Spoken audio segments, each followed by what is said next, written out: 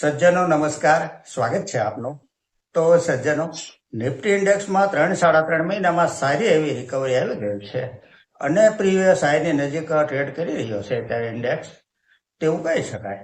જ્યારે market down જઈ રહ્યું હતું અને નિફ્ટી ઇન્ડેક્સ 23,000ની નીચે ટ્રેડ કરતો હતો ત્યારે અહીંથી એવું કહેવામાં આવતું હતું કે આને ખરીદીની તક સમજવી જોઈએ, માર્કેટ ઝીરો નહીં થઈ જાય, રિકવરી આવશે.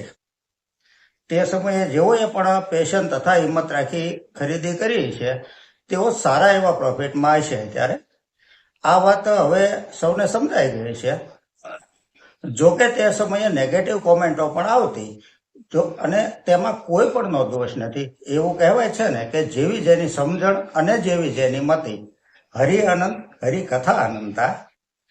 આજની ચર્ચામાં આગળ વધીએ તો કોમેન્ટમાં આવેલા દર્શક મિત્રોના સવાલ લેતા પહેલા થોડી કંપનીની ચર્ચા કરી લઈએ. દોસ્તો, અહીં કંપની તથા ફંડામેન્ટલના આજ સુધીના વીતેલા ઇતિહાસની ચર્ચા માત્ર અભ્યાસના હેતુથી કરીએ છીએ, જેને ખરીદ વેચાણની ભલામણ નહીં સમજવા આપ સૌને વિનંતી કરું છું. તો ચર્ચાની સૌથી પહેલી કંપની છે ગ્રેવિટા ઇન્ડિયા લિમિટેડ. 2010થી લઈ આજ સુધીમાં વીતેલા 15 વર્ષમાં આ કંપનીએ 4,055% વળતર શેર હોલ્ડરોને આપ્યું છે. કંપની એલ્યુમિનિયમ તથા પ્લાસ્ટિકનું રિસાયકલિંગ કરે છે. ફંડામેન્ટલને જો આંકડામાં સમજીએ તો જે સેલ્સ માર્ચ 24 ક્વાર્ટરમાં 863 કરોડ હતું તે ત્યાંથી વધીને 1,037 કરોડ થયું છે. નેટ પ્રોફિટ 69 કરોડથી વધી 95 કરોડ થયો છે. Year to year net profit જોઈએ તો 57 કરોડ, ત્યાંથી 148 કરોડ, ત્યાંથી 204 કરોડ, 242 કરોડ થઈ અને 313 કરોડ થયો છે. પ્રોફિટનો ગ્રાફ સતત અપ ટ્રેન્ડમાં છે. છેલ્લા 3 વર્ષનો કમ્પાઉન્ડિંગ પ્રોફિટ ગ્રોથ 30% છે. સેલ્સ ગ્રોથ CAGR 3 વર્ષનો 20% છે. સ્ટોક પ્રાઇસ CAGR 3 વર્ષનો 89% છે અને 5 વર્ષનો 116% છે. બેલેન્સ શીટ જોઈએ તો બોરોવિંગ 286 કરોડ છે. રિઝર્વ કંપની પાસે 2,055 કરોડ છે, જે 3 મહિના પહેલા 826 કરોડ હતું. રિઝર્વમાં ઘણો મોટો વધારો થયો છે અને કર્જ ઘટ્યું છે કંપનીનું. માર્કેટ કેપ 13,880 કરોડની છે. સ્ટોક પ્રાઇસ 1,881 રૂપિયા છે. પી રેશિયો 44 છે. ROCE 21% છે. ROE 21% છે. પ્રમોટર હોલ્ડિંગ 59.27% છે. FII 14% છે. DII 5.5% છે અને પબ્લિકનું હોલ્ડિંગ 19.90% છે.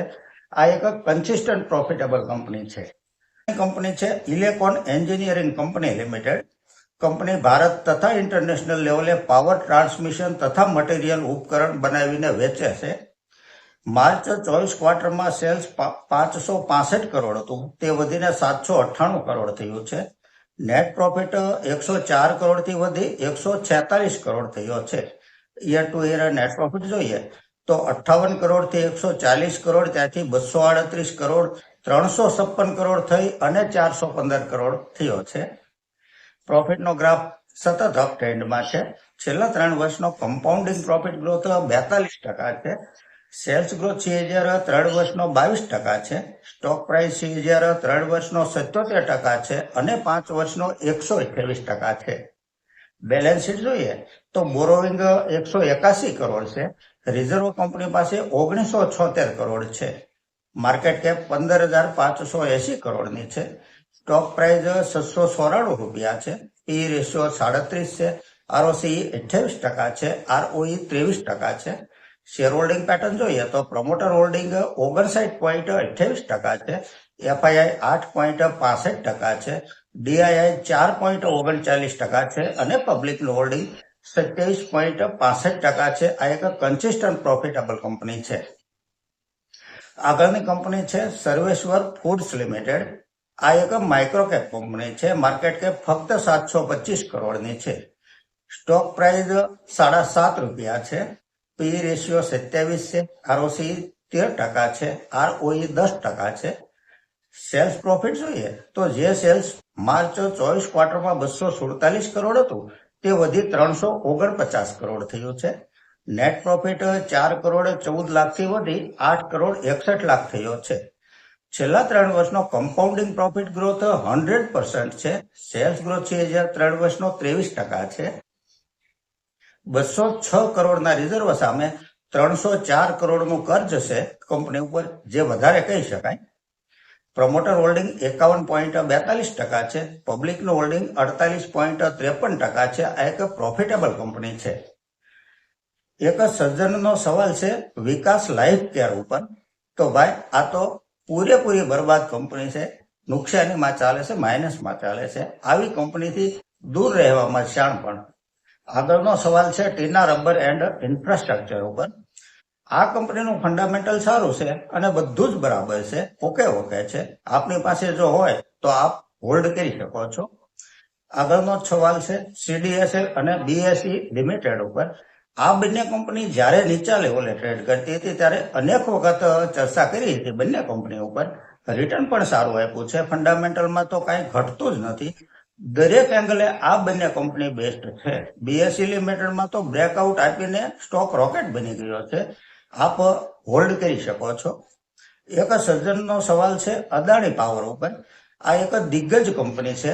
2 લાખ કરોડથી પણ વધારે મોટી માર્કેટ કેપ છે આ કંપનીની. પ્રોફિટ થોડો અપડાઉન રહે છે, બાકી ફંડામેન્ટલ મજબૂત છે. કંપની પ્રોફિટેબલ છે. આટલી મોટી કંપનીમાં ભાગ્યે જ જોવા મળે તેટલું પ્રમોટર હોલ્ડિંગ પણ છે આ કંપનીમાં. બહુ મોટા રિટર્નની અપેક્ષા ન રાખી શકાય, પરંતુ જોખમ મિનિમમ છે. જો આપના પોર્ટફોલિયોમાં હોય તો આપ હોલ્ડ કરી શકો છો. તો સજ્જનો, આ સાથે આજની આ ચર્ચા એ પૂરી કરીએ છીએ. જો આપને ચર્ચા પસંદ આવી હોય તો લાઈક અને સબસ્ક્રાઇબ કરવા વિનંતી કરું છું. નમસ્કાર.